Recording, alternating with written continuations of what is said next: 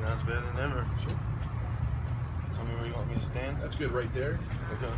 And like I said, just look at flow. Okay.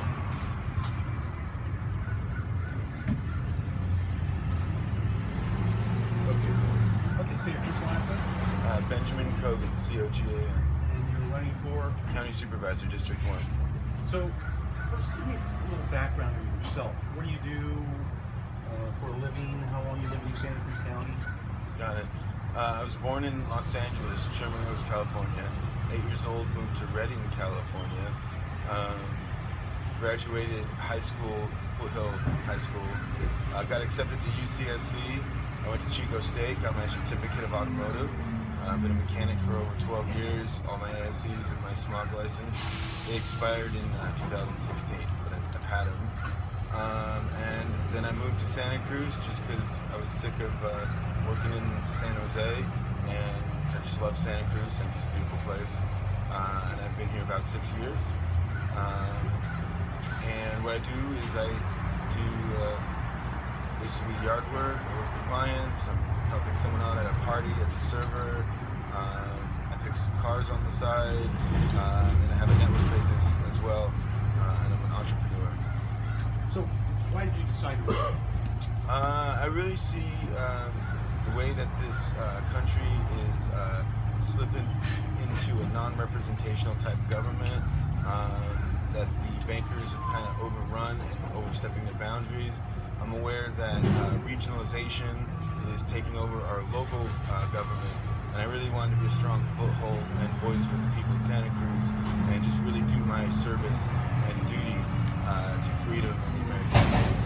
What are your top three concerns? Top three concerns would be housing and protecting property rights, and giving an opportunity for homeowners to build on their property, to provide housing and make it easier, make the planning department easier for the citizens of Santa Cruz, and reinstate the Citizens Appeals Board. So homes that are red tagged or people that need help have a group of volunteers they can go to for help instead of just the planning department. Now you're facing, I guess, some stiff competition. I mean, you've got... For sure, and I don't think that was 3. That's fine, but overall you're facing pretty stiff competition. How do you try or campaign against the incumbent, other people who maybe would want to recognition? Well, basically I got my signs from last year. Finances have been tight. I share on Facebook. I've made some videos. I went to the farmer's market. I spoke to some people.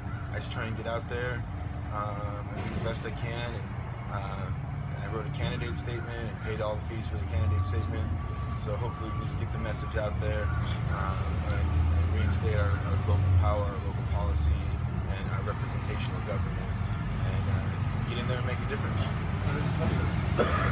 Major issues facing one of those situations. How do you plan, or do you have a plan to maybe tackle or something like that? Yeah, the needle exchange program, I've heard a lot about that. One of the things is accountability. I think it's good to provide and take care for people, those in need, especially those battling with addiction. It'd be good to provide a place where they could go so they can get the help they need or use if they need to without infringing on downtown Santa Cruz. And I'd also like to see serial numbers or barcodes or tracking numbers on the needles that are being given out, so we know that if they're getting the needles from the needle exchange program or from the street. And also we make sure with accountability that if they get a needle, they have to return a needle. They don't just keep getting needles. Oh, I lost mine. Well, here's some more. So that's kind of enabling. So we want to encourage responsibility. Another thing that would help is looking into criminalization or decriminalization of drugs, so that people can actually get help and they're not dealing with the shadows of the street or being illegal or criminals. So they can actually go get help and therapy or whatever they need, rehab. You mentioned affordable housing. How would you go about trying to create or get more affordable housing? Great. Well, there's always build more. A lot of times they say affordable housing, but the price is just going to be really expensive. So someone who's working at minimum wage won't be able to afford affordable housing. Another way would be to build more tiny homes, ADUs, backyard cottages, and lower the restrictions and the fees that homeowners would pay. Put more income back into the locals of Santa Cruz, the property owners. That way the money stays here in Santa Cruz, it doesn't go outside. What differs you from the other candidates? I'm a Boy Scout, Eagle Scout, Troop 37 Reading. I'm authentic, I'm honest, I like to think I'm fun, I like to barroom dance. And I have my grandpa served in World War II and wrote a letter to Senator Ron Paul saying this isn't the country he fought for. I have that letter and it's very sacred to me. And he saw freedom. And so I really give freedom in that we have we have to stand up to the globalization or the regionalization that's going to set Santa Cruz backwards. And really we want to get the individuality of Santa Cruz and set us forward. And I feel I'm someone who just loves people, I love connecting, I love listening, and I have a great vision and a great passion. What about the homeless situation? That's also a big issue in this county. It's good. We're getting to the issues. The homeless issue, compassion is one of the most important things I have. We got homeless people that are homeless.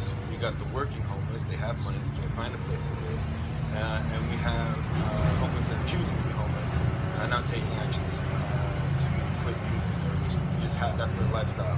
But easiest way would be to build like community gardens, and people could put like 10 hours in a week to earn their keep for shelter, food, housing, and then there are contributions to society, and then they can work in a garden, and then the food produced could provide for the Santa Cruz people in case of a power outage. And the amount of money that is spent on like housing programs, if they would just give people enough money for rent, maybe some spending cash to be part of society, and they promise not to drink in the place and do drugs, there's a lot of people that would go for this. Or just providing some land, either giving some state or federal land, or finding a volunteer who's willing to sell the land or even volunteer their land. We can start to do tents, or they can live in their cars. There's really no place for anyone to live in their RV or their cars. So if we can provide that, we can get people stabilized on their feet and being part of society. Is there anything else you wanted to add as far as the issues? Thank you. One of my main concerns also that I didn't get to is our underground aquifer. We have a authentic, pure, beautiful water supply, and they are in talks or doing treated sewage water to pump in to combat what they say is the drought. And I would like to look at other alternatives like flushless toilets, or just rationing, or figuring out where a leak in the plumbing system is, because once we pump in the treated sewage water, we lose the authenticity of our underground aquifer, and we may find 20 years later there was something we didn't know to check for, or we didn't check for, or that was in the treated sewage water that now has made it all contaminated or unsafe. So I really don't want to mess that up. Let's let sleeping dogs lie and figure out how to fix that. How about the rail trail? Which rail trail? Well, I think it's a good idea. I'm always concerned about things being like a train to nowhere, like the one they had in San Jose. They built the railroad, now they need to build a train and they need more money. And I don't want to put Santa Cruz in a deficit. Santa Cruz is in a little bit of a debt. So if the rail trail puts it more in a debt, that's not really good for the people of Santa Cruz. And then, I heard some people say I want to rip up the track. I'm not for ripping up the track. We already spent the money. Maybe pave over it so it's a walkway, but then we got to keep it safe.